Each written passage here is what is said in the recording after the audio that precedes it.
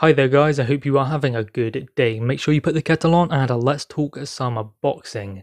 Now, Mike Tyson has picked his winner from AJ versus Fury, and it seems to be very similar to many others in boxing. He has picked Fury, or at least many fighters like Mike Tyson, Georgia Foreman, seem to be picking Tyson Fury.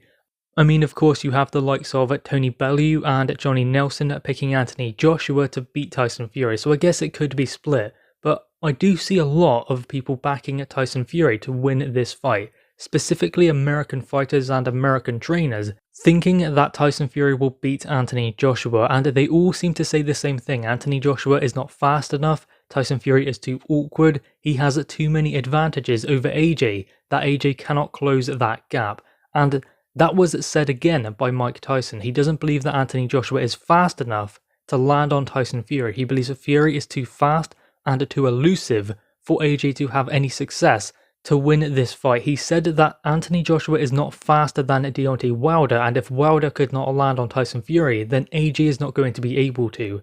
One thing I would like to say about that is Wilder throws one punch at a time.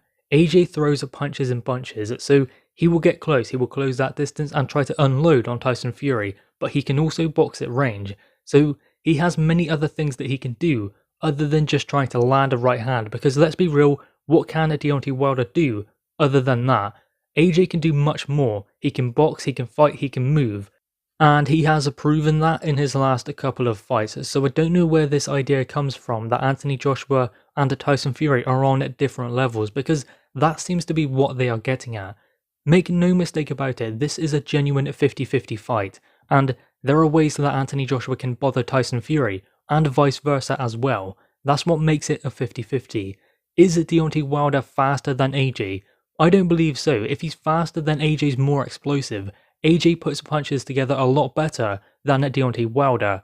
I mean, Wilder loads up with that right hand as well, and he's good at landing it, he seems to be able to, but when he gets put in there with an elite level heavyweight like Tyson Fury, he is unable to, and that's down to more than just speed. That's down to positioning, timing and setting the punch up, something that Deontay Wilder doesn't often do. One thing he does do extremely well is he waits for his opponent to commit to come forwards and give up their positioning so that they are walking on to his right hand. He often does that, so fair play for being able to, but when he's in there with a Tyson Fury, he needs to be able to do more than that because Fury is not flat-footed and he doesn't just come at one angle.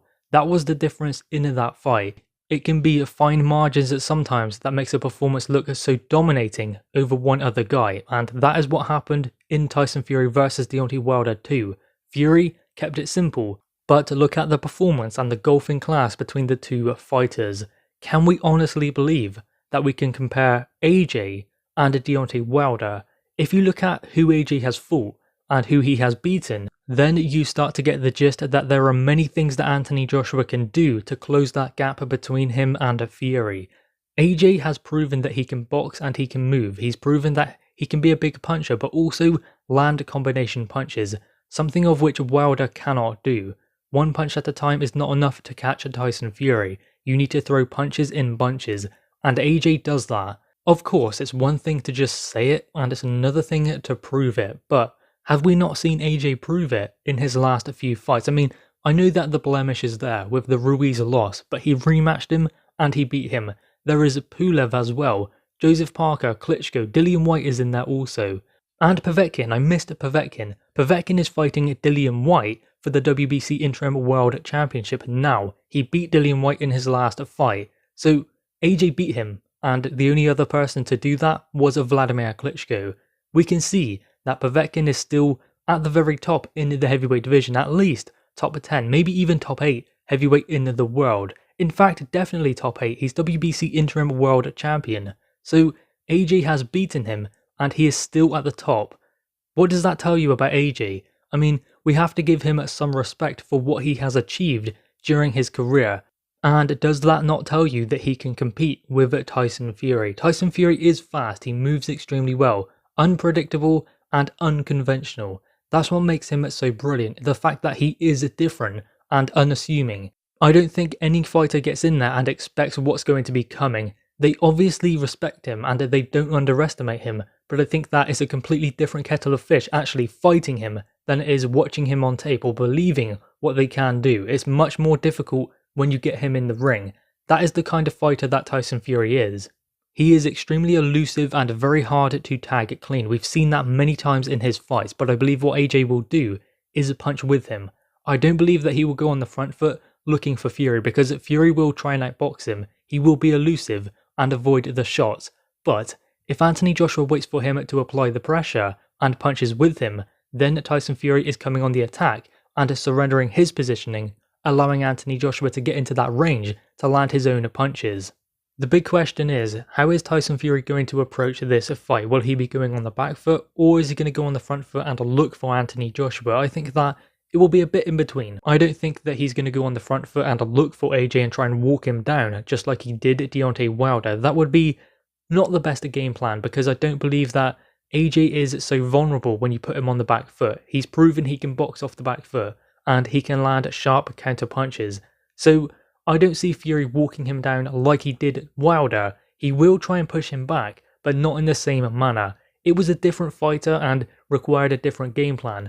Wilder needed to be pinned back, constantly pushed back, and not allowed to set his feet. That is why Tyson Fury went so furiously towards him, not to allow him to set his feet and land that right hand, because if he sets his feet, then he is able to throw that punch, but if he cannot, then he's not able to get the balance right to throw that right hand, and if he does, there is going to be no power in it, because the power comes from your base, and Wilder could not establish that, because Fury would not allow him to, and after that was taken away, there was little else that Wilder could do against Tyson Fury. This time around though, with Anthony Joshua, Joshua can do many different things, so I believe we can expect to see a more considered performance from Tyson Fury, and he won't just go guns blazing looking to get on the front foot and push AJ back, while also not allowing Anthony Joshua to pressure him, because that's the last thing he wants. If AJ is in control of that, then he's not going to get tired, he's not going to burn nervous energy, because he is in control of the fundamentals,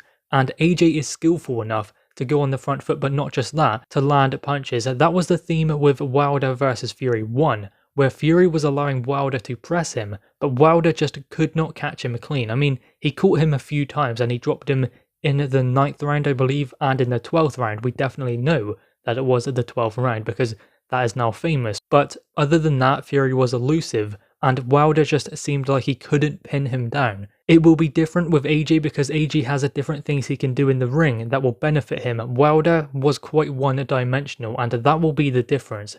So I believe we can expect to see a chess match in the centre of the ring, fighting at that mid to close distance. I don't believe they will want to be too far away from one another, so it will be just a complete chess match between these two. And AJ is definitely fast enough, explosive enough to catch Tyson Fury clean. But again, Tyson Fury is a daunting task for any heavyweight, but you could say the same thing about Anthony Joshua. So guys, anyway, what are your thoughts on this?